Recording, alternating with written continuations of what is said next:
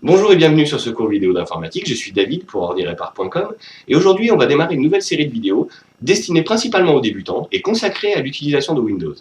En effet, dans mon entourage, dans ma famille, parmi mes amis, mais également parmi mes clients, de nombreuses personnes viennent me voir et me disent Oui David, je sais faire des choses, je sais aller sur internet, je sais un petit peu taper un courrier, mais je suis quand même pas très à l'aise avec tout ça parce que je comprends pas bien comment tout ça fonctionne et puis surtout j'ose pas trop toucher parce que j'ai peur de faire des bêtises. Si vous êtes dans ce cas, ces vidéos sont faites pour vous. On va ensemble faire un tour d'horizon de Windows et des différentes choses qu'il compose, et on va s'attarder sur quelques petits réglages qu'on peut faire, des petits paramétrages qui peuvent nous faire gagner un petit peu de temps, et surtout vous faire découvrir finalement ce qui se cache derrière tous ces termes un peu barbares, le bureau, le menu démarrer, la barre de tâches. On va revisiter tout ça ensemble. Et donc, même si vous avez déjà l'habitude d'utiliser l'ordinateur et que vous l'utilisez au quotidien pour votre travail, par exemple, ou même simplement pour votre usage personnel, pour aller sur Internet, il se peut que certains détails vous aient échappé, et que peut-être certaines fonctionnalités n'aient pas été suffisamment claires au départ et que vous n'ayez pas forcément pris conscience de ce que vous pouviez faire avec tout ça. Donc, je vous propose au travers de ces vidéos de démystifier un peu l'utilisation de Windows. Donc, on va démarrer sur cette première vidéo avec le bureau de Windows. Donc, sans plus attendre, on passe derrière l'écran, juste après un petit générique.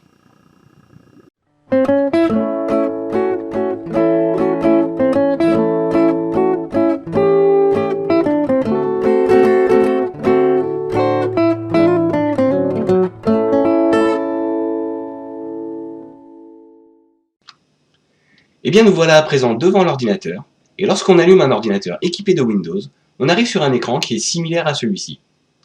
On appelle cet écran le bureau de Windows, ou plus simplement le bureau. Le bureau est composé à 90% d'une image d'arrière-plan qui tapisse le fond de l'écran et qui est personnalisable. C'est pour cette raison que vous avez probablement une image qui est différente de la mienne. En effet, il se peut que le fabricant de votre ordinateur l'ait personnalisé avec son propre logo. On verra ensemble qu'on peut y mettre à peu près n'importe quelle image. Mais continuons ce tour d'horizon. On peut également trouver sur le bureau ces petites vignettes qu'on appelle des icônes. Et les icônes sont en fait un moyen d'accéder aux différents programmes de votre ordinateur ou à certains dossiers de votre ordinateur. On trouve notamment une icône qui s'appelle la corbeille. La corbeille, comme son nom l'indique, est une sorte de poubelle à l'intérieur de laquelle vont se placer les documents que vous allez supprimer de votre ordinateur. Il faudra bien entendu penser à vider cette corbeille si vous souhaitez libérer de la place sur votre disque dur. En bas de l'écran, on va trouver une autre zone qui s'appelle la barre de tâches. La barre de tâches est composée de 3 parties. La première d'entre elles est ce bouton rond avec le logo de Windows à l'intérieur qui s'appelle le bouton démarrer. Si on clique dessus avec le bouton gauche de la souris, on fait apparaître un menu qui est le menu principal de l'ordinateur et qu'on appelle le menu démarrer. On verra dans une prochaine vidéo qu'on peut personnaliser ce menu démarrer. Juste à droite du bouton démarrer, on trouve la zone de lancement rapide. Cette zone de lancement rapide va contenir les icônes des différents programmes que vous utilisez le plus souvent. On verra également qu'on peut la personnaliser. Tout à droite, on va trouver une autre zone qui s'appelle la zone de notification. Cette zone de notification contient notamment l'horloge et diverses icônes qui vont vous permettre de savoir, par exemple, que le volume du haut-parleur est à 67% en ce moment, que vous êtes connecté au réseau, qu'il y a des problèmes à résoudre sur votre ordinateur. Et on va également trouver cette petite flèche, et en cliquant sur cette petite flèche, on verra quels sont les programmes qui sont en ce moment en cours d'exécution sur votre ordinateur. C'est-à-dire que ces programmes utilisent en ce moment des ressources de l'ordinateur. Mais revenons un peu sur le bureau, et regardons ce qu'on peut faire d'autre avec ce bureau.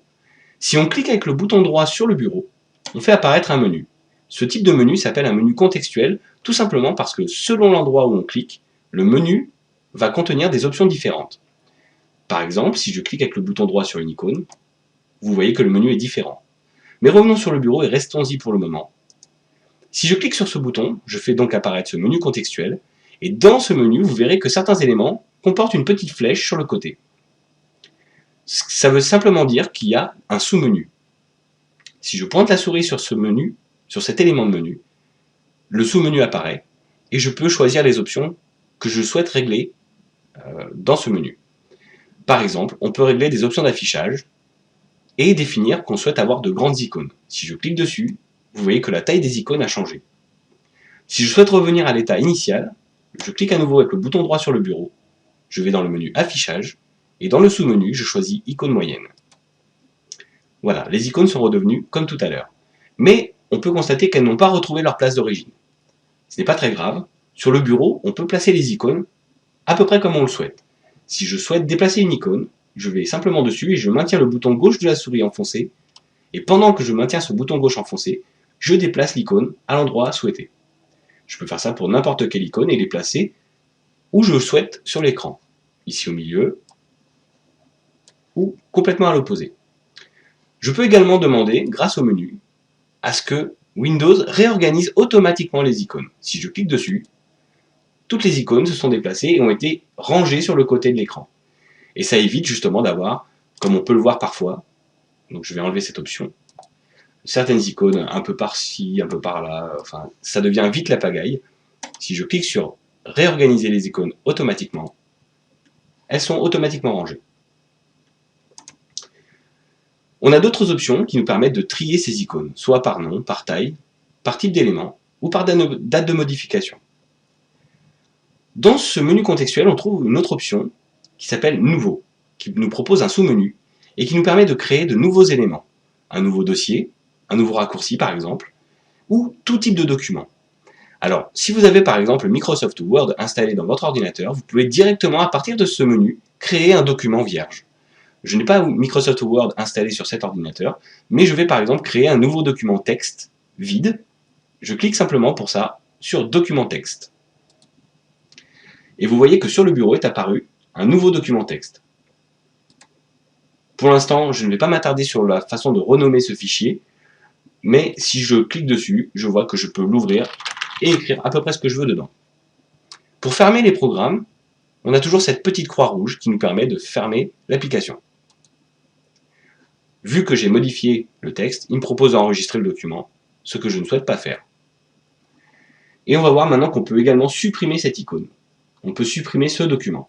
Si je clique dessus avec le bouton droit de la souris, j'obtiens un menu contextuel propre à ce document. Et dans ce menu, j'ai l'option Supprimer. Je clique sur Supprimer. Il me demande confirmation, je dis oui. Et vous voyez que l'icône de la corbeille a changé. Elle contient maintenant des choses. Je vais cliquer avec le bouton droit sur la corbeille pour la vider. Je suis bien certain de vouloir supprimer ce document. Je dis oui. Et la corbeille est à nouveau vide. Toujours dans le menu contextuel du bureau, on a d'autres options qui vont nous permettre de personnaliser l'affichage, notamment la résolution d'écran. Si je clique dessus, j'obtiens un menu qui me permet de choisir quelle est la résolution souhaitée. Ici, je vais voir sur quel écran je suis raccordé. En l'occurrence, en ce qui me concerne, je suis sur une télévision Sony, et c'est pour cette raison que j'ai Sony TV.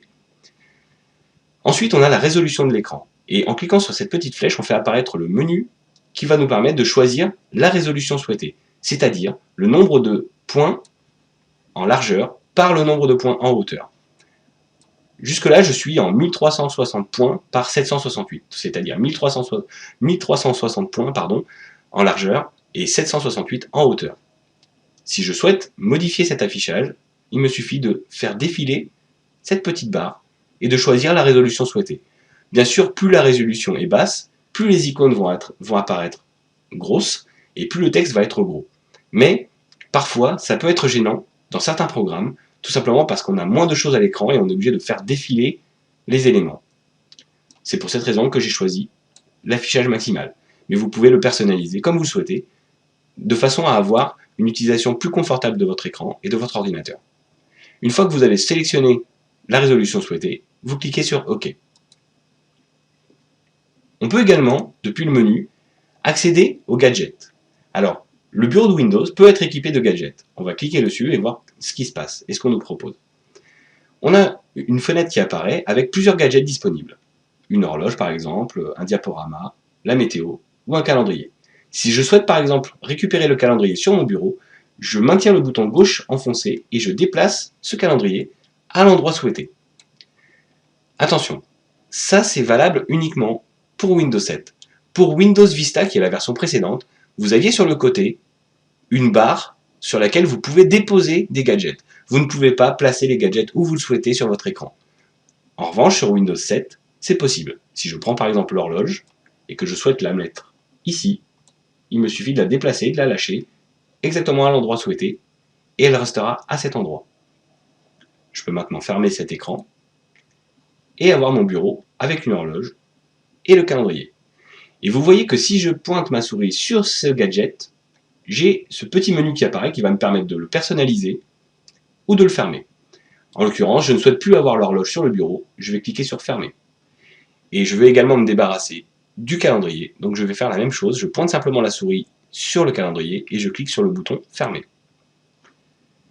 Une dernière option qu'on a dans ce menu est de personnaliser. Alors personnaliser, c'est toutes les options qui vont être personnalisables pour ce bureau Windows. Alors, on reviendra sur cet écran tout de suite derrière, mais on va d'abord regarder quelles sont les options qu'on peut personnaliser. Notamment, je vous disais tout à l'heure, l'arrière-plan du bureau. Si je clique dessus, j'obtiens une liste avec des photos contenues dans l'ordinateur. Il me suffira de cliquer sur l'une de ces photos pour changer l'arrière-plan. Par exemple, si je clique sur cette image, vous voyez que l'arrière-plan a changé et est maintenant recouvert de ces petits personnages que j'ai sélectionnés. Pour enregistrer les modifications, je clique simplement sur enregistrer les modifications. Je peux à n'importe quel moment revenir et changer à nouveau cette image. Je vais revenir sur l'image d'origine et je peux choisir la façon dont cette image s'affiche. Si je souhaite qu'elle remplisse l'intégralité de l'écran ou qu'elle soit ajustée, étirée, en mosaïque ou centrée. On peut aussi avoir plusieurs images sélectionnées. Par exemple, si je sélectionne en cochant ces petites cases, 4 de ces images, et je lui demande de changer ces images toutes les 30 minutes, les 15 minutes, les 10 minutes, ou autres, 10 secondes par exemple, et de faire un affichage aléatoire. En l'occurrence, je ne souhaite pas avoir toutes ces images, je vais garder une seule photo, et je vais enregistrer les modifications. On peut également changer la couleur des fenêtres, en cliquant sur couleur des fenêtres. Par défaut, elles sont bleues, mais je peux les avoir roses, vertes, jaunes, orange, rouge. Personnellement, je préfère la couleur bleue. Je garde, enfin bleu ciel, pardon, et je la garde comme ça. Je clique sur enregistrer. On peut également avoir des sons qui se déclenchent à certains événements de Windows. On ne va pas en parler tout de suite, c'est pas très intéressant. On peut également définir l'écran de veille de l'ordinateur, c'est-à-dire que au bout d'une certaine inactivité de l'ordinateur, une petite animation se déclenche, par exemple un balai de lignes. On voit ici un aperçu de ce que ça peut donner. Alors, si je mets par exemple quelque chose qui soit un peu plus parlant, des bulles, on voit que des petites bulles s'animent en fait sur le fond d'écran. Si je choisis cet écran de veille, au bout d'une minute, j'aurai des bulles qui s'animent sur mon écran, jusqu'à ce que je bouge la souris et que je reprenne une activité. Je vais pour l'instant cliquer sur annuler. La combinaison de cet arrière-plan, des couleurs de fenêtre, des sons et des écrans de veille peut être appelée un thème. Et on va voir dans cette liste qu'il y a plusieurs thèmes prédéfinis dans Windows.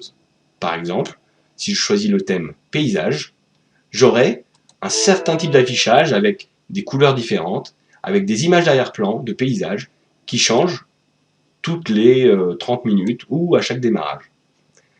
Je ne souhaite pas avoir de thème, donc je vais reprendre mon thème d'origine, c'est-à-dire mon fond d'écran simple, sans écran de veille, avec mes sons classiques de Windows. Je ferme maintenant cette fenêtre, et on va se retrouver dans le monde réel pour une petite conclusion.